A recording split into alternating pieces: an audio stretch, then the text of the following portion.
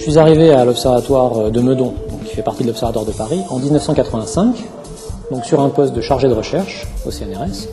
Et ma spécialité est la radioastronomie. J'ai travaillé dès le début en fait avec un instrument au sol qui était le réseau décamétrique de Nancy, et puis un instrument dans l'espace qui était en fait les deux expériences de radioastronomie qui étaient embarquées à bord des sondes Voyager. Et ça m'a permis d'étudier les émissions radio, le champ magnétique et l'environnement ionisé de Saturne, de Jupiter, puis ensuite d'Uranus et de Neptune, puisque Voyager a eu le bon goût de visiter plusieurs planètes.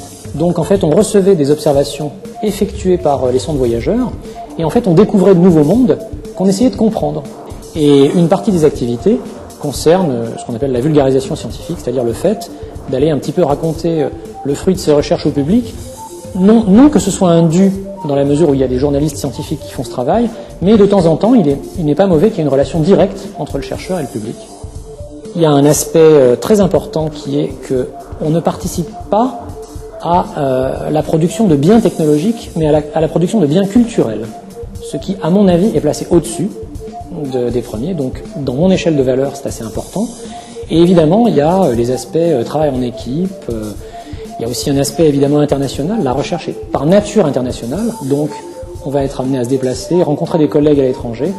Il y a un contact permanent avec des jeunes, parce que comme chercheur, on enseigne un peu, on encadre des thèses.